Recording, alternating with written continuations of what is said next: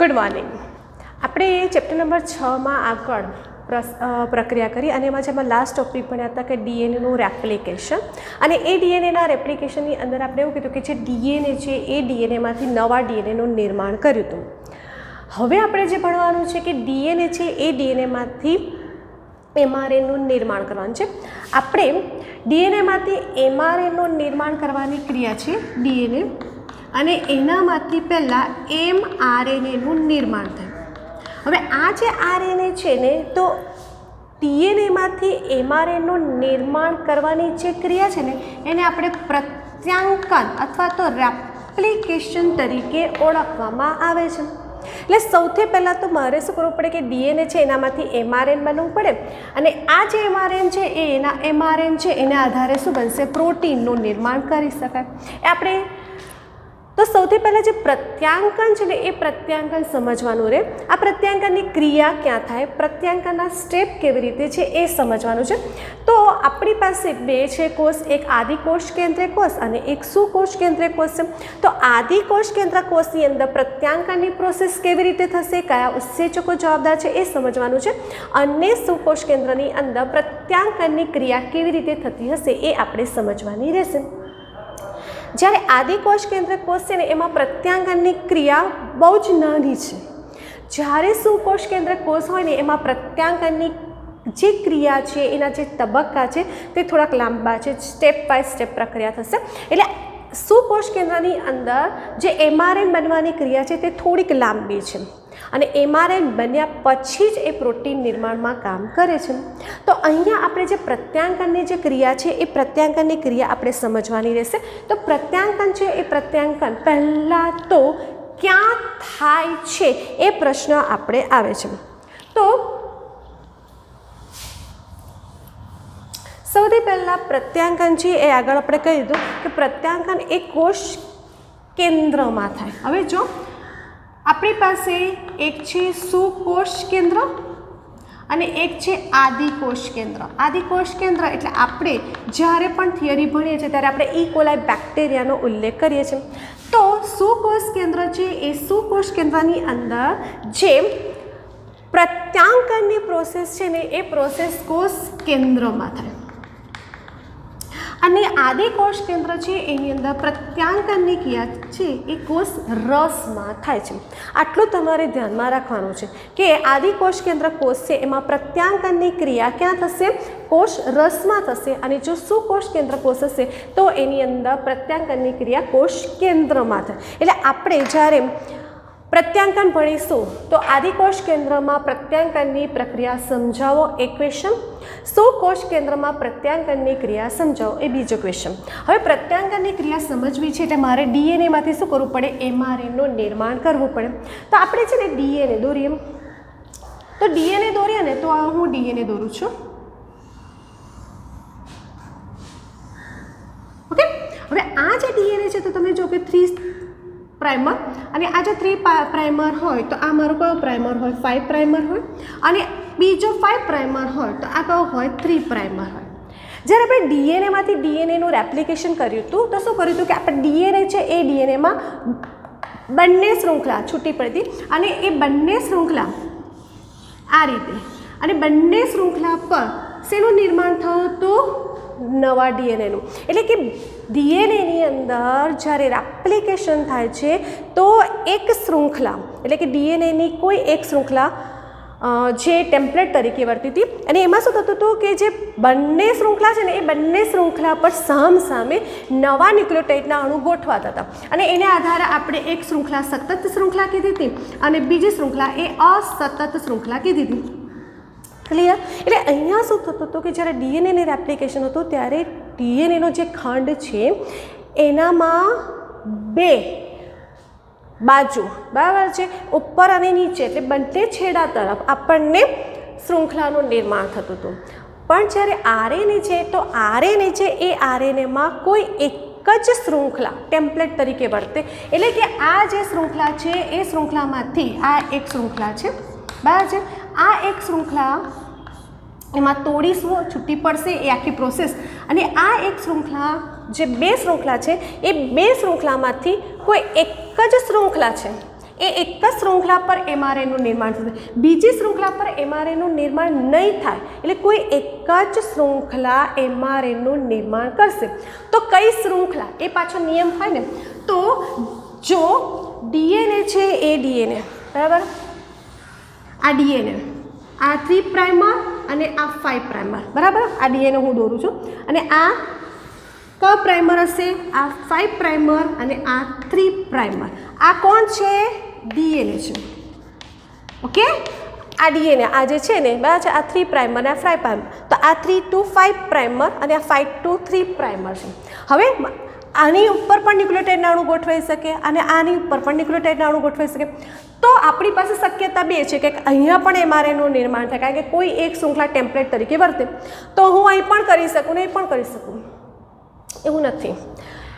DNA છે એ ડીએનએની શૃંખલાનો ક્રમ જો 3 પ્રાઇમર ટુ 5 પ્રાઇમર હોય, કઈ છે પહેલાં નક્કી કરીએ, તો આ 3 પ્રાઇમર ટુ 5 પ્રાઇમર, એ જ શૃંખલા પર એમઆરએનનું નિર્માણ થાય. એટલે કે એ જ શૃંખલા પર એમઆરએનનું નિર્માણ થાય એટલે શું થશે? અહીંયા જ મારી શૃંખલાનું નિર્માણ થશે. એ પ્રાઇમર કયો હશે? 5 to 3 પ્રાઇમર. ને આ કોણ હશે? આરએનએ. હું આરએનએ જ લખું છું. આરએનએનું નિર્માણ થશે. અહીંયા નહીં થાય, અહીંયા નહીં થાય. ઓલવેઝ આરએનએ છે એ આરએનએનું નિર્માણ 5 પ્રાઇમર ટુ 3 પ્રાઇમર પર જ થાય. એટલે કે ડીએનએની આ જે શૃંખલા છે તે ટેમ્પલેટ શૃંખલા તરીકે વર્તે. ડીએનએ છે જે 3 to 5 પ્રાઇમર છે, એ 3 to પ્રાઇમર છે તે ટેમ્પલેટ શૃંખલા તરીકે વર્તે, અને અહીંયા 5 to 3 શૃંખલા છે એ 5 to 3 શૃંખલા કઈ થઈ જશે? કોડિંગ શૃંખલા થઈ જશે. અને આ જે શૃંખલા છે એટલે કે અહીંયા જ એમઆરએનનું કે આરએનએનું નિર્માણ થતું જોવા મળે છે. બરાબર છે? આટલું અહીંયા તમારે ધ્યાનમાં રાખવાનું છે કે પ્રત્યાંકન મારે કરવું છે, તો એ પ્રત્યાંકન કરવા માટે કઈ શૃંખલા પર મારે પ્રત્યાંકન કરવાનું છે એ ધ્યાનમાં રાખવાનું રહેશે. બરાબર છે? એટલે કે અહીંયા ડીએનએ છે હંમેશા 3 primer to 5 primer, RNA 5 primer to 3 primer પર, 3 પ્રાઇમર ટુ 5 પ્રાઇમર હોય એને ટેમ્પલેટ શૃંખલા, અને આરએનએની 5 પ્રાઇમર ટુ 3 પ્રાઇમર હોય જે પ્રતિનિધિત્વ સ્થાપિત કરે એને કહેવાય છે કોડિંગ શૃંખલા. આપણે આગળ એની ચર્ચા કરીશું, પણ અહીંયા મારે જે પ્રત્યાંકન છે એ પ્રત્યાંકન ક્યાં થાય એ સમજવાનું રહેશે. અને આખી જે પ્રોસેસ છે એ ક્યાં થશે? જો આદિકોષ કેન્દ્ર હશે તો કોષ રસમાં થશે, અને જો સુકોષ કેન્દ્ર હશે તો ક્યાં થશે? કોષ કેન્દ્રની અંદર પ્રોસેસ થતી જોવા મળે છે. એટલે અહીંયા તમારે જે પ્રત્યાંકન છે એ પ્રત્યાંકન કેવી રીતે થાય છે એ તમારે સમજવાનું રહ્યું. ખાલી મને અહીંયા કયા છેડા પર પ્રત્યાંકન થશે એ જ મારે અહીંયા સમજાવવાનું રહ્યું. તો અહીંયા તમે જો કે મારી પાસે આપણે પ્રત્યાંકન છે એ પ્રત્યાંકન પર આ રીતે થયું.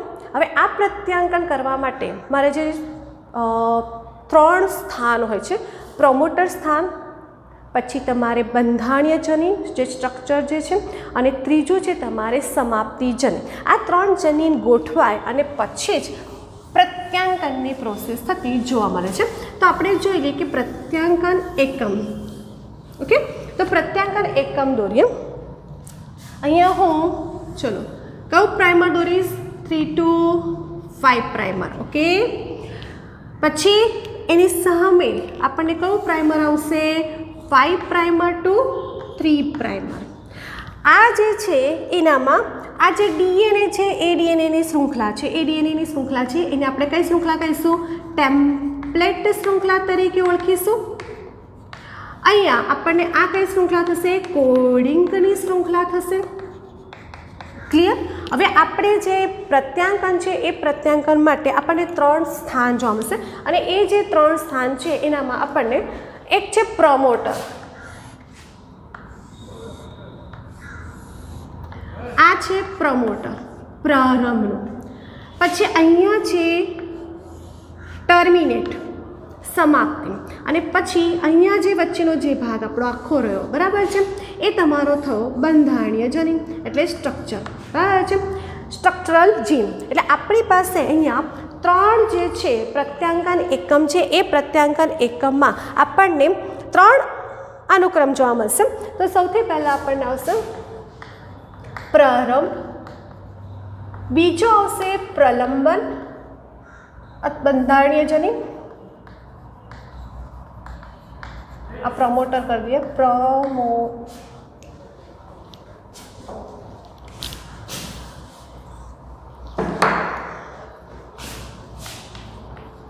પ્રમોટર બીજું છે બંધારણીય જનીન અને ત્રીજું છે ટર્મિનટ સમાપ્તિ ઓકે હવે આ જે 3 જનીન છે ટર્મિનટ પ્રમોટર છે એ પ્રમોટરને આધારે આપણે એને પી બંધારણીય જનીન જે સ્ટ્રક્ચરલ જનીન છે અને અહીંયા સમાપ્તિ જનીન એટલે ટર્મિનેટ ઓકે હવે 3 ગોઠવી દીધા હવે આ જે છે એ 3ની અંદર શું ખાસિયત છે સૌથી પહેલાં પ્રમોટર આ પ્રમોટર છે એ પ્રમોટર પ્રારંભ કરશે એટલે પ્રક્રિયાનો પ્રારંભ કરે છે પ્રત્યાંકનની શરૂઆત કરે છે એટલે પ્રમોટર એ અનુક્રમ છે જે પ્રત્યાંકનની શરૂઆત કરે છે અને આ જે પ્રત્યાંકનની શરૂઆત કરે છે પ્રમોટર અને એ પ્રમોટર સ્થાન છે ને એ પ્રમોટર સ્થાન પર જ્યારે પણ પ્રમોટર આવે એટલે પ્રત્યાંકન કરવું હોય તો પહેલાં ફરજિયાત પ્રમોટર જોડાય અને ફરજિયાત પ્રમોટર સાથે ઉત્સેચક જોડાય આરએનએ પોલિમરેઝ ઉત્સેચક જોડાઈ ગયો અને પછી આરએનએ પોલિમરેઝ જનીન આગળ પ્રોસેસ કરે બરાબર એટલે પ્રમોટર છે એ પ્રમોટર પ્રત્યાંકનની શરૂઆત કરે છે એ એવો અનુક્રમ છે જે પ્રત્યાંકનની શરૂઆત કરે છે અને એ પ્રમોટર છે જેના પર બંધારણીય જનીન આવેલું જોવા મળે છે પ્રમોટર છે એના પર આરએનએ પોલિમરેઝ આવેલો હોય છે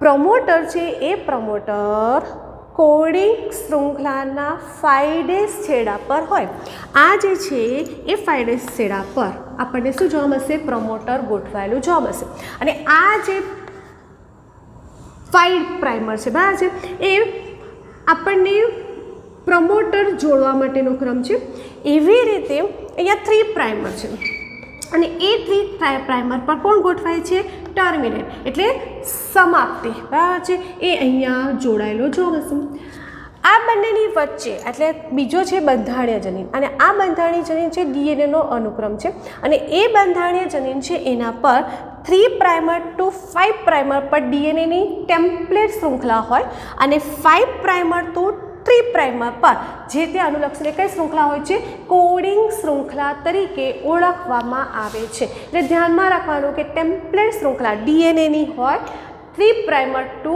5 પ્રાઇમર અને હંમેશા તેને અનુલક્ષીને 5 પ્રાઇમર ટુ 3 પ્રાઇમર કોડિંગ શૃંખલા છે તે પ્રભુત્વ એટલે કે પ્રતિનિધિત્વ સ્થાપન કરતા જોવા મળશે સંકેત કરતા જોવા મળે છે અને અહીંયા પ્રત્યાંકન દરમિયાન એ વિસ્થાપિત થાય છે એટલે કોઈપણ પ્રકારનો સંકેત કરતી નથી આ જે કોડિંગ શૃંખલા છે એ પ્રત્યાંકન દરમિયાન કોઈપણ પ્રકારનો સંકેત કરતી નથી એટલે એને કોડિંગ શૃંખલા તરીકે ઓળખવામાં આવે છે ટર્મિનેટ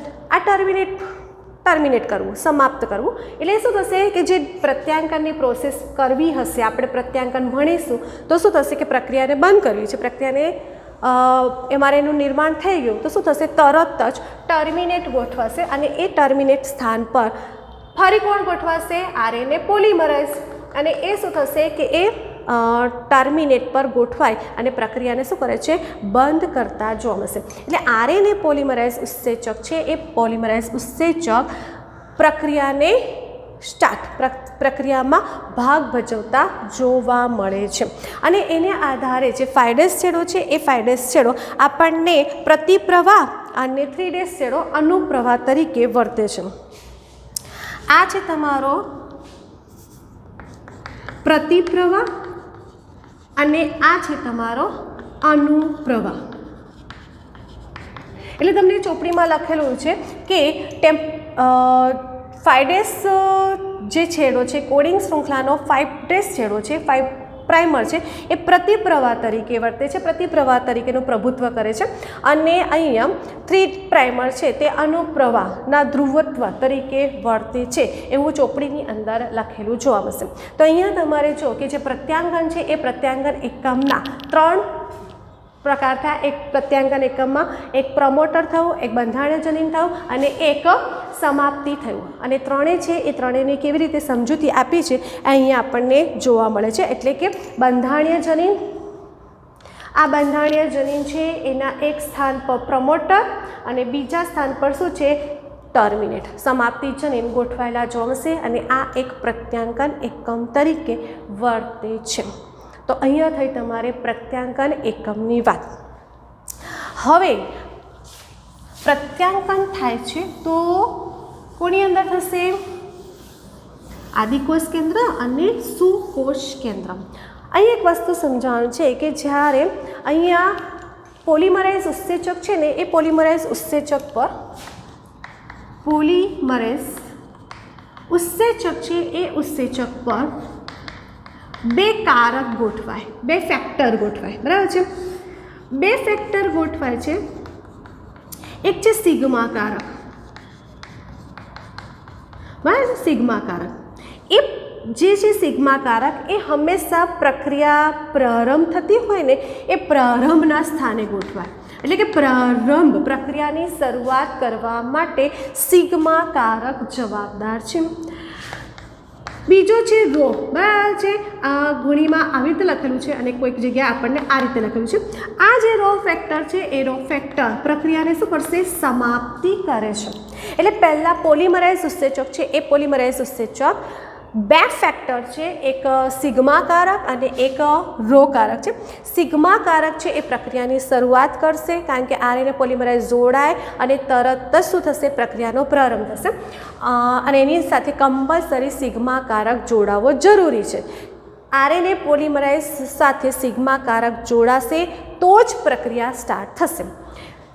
સમાપ્તિ સંકેત ત્યાં ટર્મિનેટ છે, ત્યાં તમારે આરએનએ પોલિમરાઇઝ છે અને એ આરએનએ પોલિમરાઇઝ સાથે ફરજિયાત રો ફેક્ટર જોડાવવો જોઈએ અને રો ફેક્ટર જોડાય તો જ પ્રક્રિયા સમાપ્ત થાય.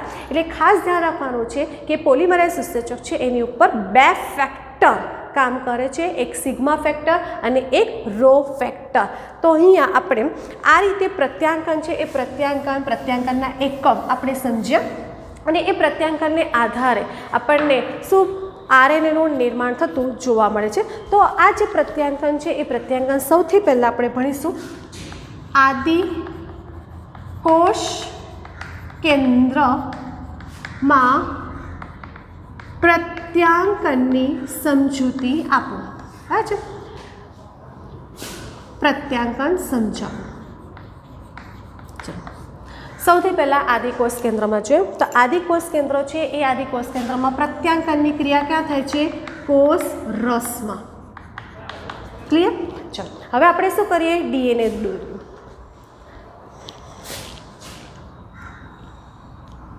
એક ડીએનએ દોરીએ.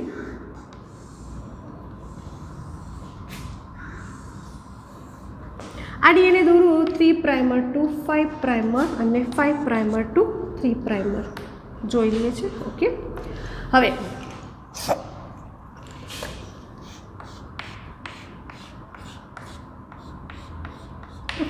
એટલે અહીંયા શું થશે કે જ્યારે ડીએનએ છે એ ડીએનએ પર અહીંયા સપોઝ કે પ્રમોટર ગોઠવાય, અહીંયા પ્રમોટર ગોઠવાશે, પછી અહીંયા ટર્મિનેટ ગોઠવાય. તો આ ભાગ થયો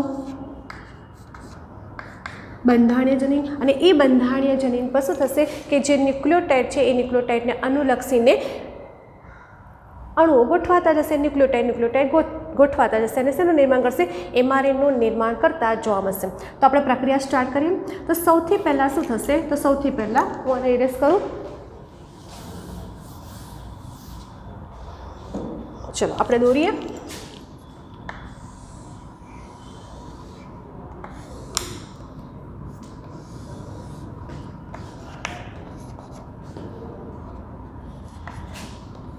ઓકે, ચલો હવે શું થશે? સૌથી પહેલાં કયો ઉત્સેચક આવશે? પ્રમોટર સ્થાન. ને પ્રમોટર સ્થાન પર સૌથી પહેલાં આપણે પ્રક્રિયા કરીએ છીએ પ્રમોટર અથવા તો પ્રારંભની પ્રક્રિયા કરીએ છીએ. અહીંયા શું થશે કે સૌ પ્રથમ પ્રમોટર છે અને એ પ્રમોટર સ્થાન પર આરએનએ પોલિમરેઝ ઉત્સેચક ગોઠવાશે. આ છે આરએનએ પોલિમરેઝ ઉત્સેચક અને આ આરએનએ પોલિમરેઝ ઉત્સેચક છે એનામાં કમ્પલસરી સિગ્મા કારક કમ્પલસરી સિગ્મા ફેક્ટર જોડાવો જોઈએ. એટલે આ થયો તમારો સિગ્મા કારક. પ્રારંભ સૌ પ્રથમ પ્રમોટર સ્થાન, એ પ્રમોટર સ્થાન પર આરએનએ પોલિમરેઝ ઉત્સેચક જોડાય. આરએનએ પોલિમરેઝ ઉત્સેચક પર ફરજિયાત કમ્પલસરી સિગ્મા કારક જોડાય અને એ સિગ્મા કારક છે એ પ્રક્રિયાને શું કરશે? પ્રારંભ કરે છે. અને આ જે શૃંખલા છે એ શૃંખલાને શું કરશે? જે છૂટી પાડવાની છે એ શૃંખલાને શું કરશે? છૂટી પાડવાનું સ્ટાર્ટ કરશે. ચાલો સેકન્ડ સ્ટેપ પ્રલંબન થશે. બરાબર છે. ચલો હવે શું કરવાનું છે અહીંયા? તો તમે જો કે અહીંયા મારે આરએનએ પોલિમરેઝ છે અને આ જે પોલિમરેઝ ઉત્સેચક જોડાયો એટલે મારે શૃંખલા શું થઈ? કોઈ એક શૃંખલા ટેમ્પલેટ તરીકે વર્તી, તો આપણે કોઈ એક શૃંખલાને ટેમ્પલેટ તરીકે વર્તી દઈએ. બરાબર છે. ઓકે, તો અહીંયા શું થશે? 3' to 5' અને 5' to 3'. ઓકે, ચલો હવે શું થશે કે આ ન્યુક્લિયોટાઇડના ક્રમ છે. ન્યુક્લિયોટાઇડના ક્રમ આપણે નક્કી કરીએ. A G C T C G C T C G. DNA છે એટલે થાઇમિન તો આવવાનો જ છે ને. હવે શું કીધું છે કે આપણને એવું કીધું છે કે જે છેડા છે એ છેડા પર તમારે ધ્યાન રાખવાનું છે કે કયા પ્રાઇમરથી કયા પ્રાઇમર. 3' to અહીંયા હું આપણને 5' અને આ 3' કરી દઉં છું. અહીંયા હું 3' to 5' અને અહીંયા 3'. હંમેશા જે ડીએનએની જે શૃંખલા છે એ શું હોય? 3' એટલે આ 3' છે. હવે મારે બનાવવાનું છે 5 to 3' બનાવવાનું છે. તો એ શું થશે કે સૌથી પહેલાં આરએનએ પોલિમરેઝ આવ્યો અને આરએનએ પોલિમરેઝ સિગ્મા કારક આ ટેમ્પલેટ શૃંખલાને છૂટી કરી. એટલે આની સામે હું આ છૂટી તો કરી દઉં છું. હવે શું થશે કે એને અનુલક્ષીને ન્યુક્લિયોટાઇડ ટ્રાયફોસ્ફેટ ઉત્સેચકો કામ કરશે. બરાબર છે. ન્યુક્લિયોસાઇડ ટ્રાયફોસ્ફેટ ઉત્સેચકો કામ કરશે. હવે કયા કયા છે? તો ટ્રાયફોસ્ફેટ આપણે કહીએ છીએ તો એટીપી છે. બરાબર છે. તો ન્યુક્લિયોસાઇડ છે તો એક એટીપી છે, એડિનોસાઇન ટ્રાયફોસ્ફેટ. પછી સીટીપી સાઇનો, બરાબર છે, સાઇનોસાઇડ ટ્રાયફોસ્ફેટ છે. જીટીપી ગ્વાનોસાઇન ટ્રાયફોસ્ફેટ. યુટીપી બરાબર છે, યુરેસિલ ટ્રાયફોસ્ફેટ. કારણ કે મને આરએનએ બનાવવું છે એટલે મને ની જરૂર પડશે. તો કયા ઉત્સેચક? ન્યુક્લિયોસાઇડ ટ્રાયફોસ્ફેટ ઉત્સેચકો દ્વારા શું થશે? ન્યુક્લિયોટાઇડના અણુઓ ગોઠવાતા જશે. તો આપણે કયું પ્રાઇમર કીધું? 5 to 3'. એટલે મને અહીંયા આમ શૃંખલા તૈયાર થશે 5' to 3'. ક્લિયર? તો શું થશે તમારી શૃંખલા? એની સામે શું આવશે? યુ. પછી C G A G C U C A G અને સી. આ મારી જે શૃંખલા તૈયાર થઈ. બરાબર. અને એ જે શૃંખલા એટલે આ આખી પ્રોસેસ મારી કઈ થઈ? પ્રલંબન થઈ. બરાબર છે. એટલે મેં શું કર્યું? પ્રલંબનની પ્રોસેસમાં બંધારણીય જનીન એટલે કે આ બંધારણીય જનીનની પ્રોસેસ થઈ વચ્ચેની અને એ જે પ્રોસેસ થઈ અને એના આધારે શેનું નિર્માણ થયું? મને આરએનએનું નિર્માણ થયું. આરએનએ જ લખું છું, હજુ હું મેસેન્જર આરએનએ નથી લખતી. બરાબર. આરએનએનું નિર્માણ થયું આદિકોષ કેન્દ્ર કોષની અંદર. ક્લિયર? હવે શું થાય ત્રીજા સ્ટેપની અંદર? તો આરએનએ શું થશે? અહીંથી છૂટો પડશે. એટલે આ જે પહેલો સ્ટેપ થયો આ બીજો સ્ટેપ એટલે ફર્સ્ટ સ્ટેપ થયો પ્રલંબન, બીજો સ્ટેપ થયો. બરાબર છે. હવે થર્ડ સ્ટેપની અંદર શું થશે? સમાપ્તિ થશે. તો અહીંયા સમાપ્તિ થશે એટલે શું થશે કે આ જે એમઆરએન છે એમઆરએન મારે અહીંથી છૂટો પડશે. બરાબર. આ જે એમઆરએન છે એ એમઆરએન એટલે મારે શું કરવું પડે? સમાપ્તિ કરવી પડે. અને સમાપ્તિ કરવા માટે મારે ટર્મિનેટ સ્થાન આવે. એટલે એ ટર્મિનેટ એટલે હું આ જ છે એને ફરી ડ્રો કરું છું. જોઈએ આપણે શું કર્યું છે. એક મિનિટ, મોટું દોરવાનું છે આપણે અહીંયાથી. ઓકે, અહીંયા તમે જો કે અહીંયા આખી આપણે જે આ mRNA છે, mRNA છે, સોરી RNA છે, હમણાં RNA એનું નિર્માણ થયું. ઓકે, કયા પ્રાઇમર છે? 5 પ્રાઇમર ટુ 3 પ્રાઇમર. હવે શું થશે? મારે સમાપ્તિ કરવું એટલે કયો ઉત્સેચક આવશે? RNA polymerase. અને એ RNA પોલિમરેઝ એટલે ટર્મિનેટ સ્થાન છે અને એ ટર્મિનેટ સ્થાન પર શું ગોઠવાશે? RNA polymerase. RNA પોલિમરેઝ ઉત્સેચક જોડાશે અને RNA પોલિમરેઝ ઉત્સેચક જોડાયો તો ફરજિયાત કયો ફેક્ટર જોડાશે? રો ફેક્ટર જોડાયો અને એ રો ફેક્ટર જોડાય પછી જ પ્રક્રિયા સમાપ્ત થાય. એટલે કે જે mRNA છે એનું નિર્માણ બંધ થઈ જાય, પ્રક્રિયા સ્ટોપ થઈ ગઈ અને આ RNA છે એ અહીંથી છૂટો પડશે. બરાબર છે? અને આ જે RNA અહીંથી છૂટો પડ્યો, જો હું દોરું છું, આ RNA અહીંથી છૂટો પડ્યો.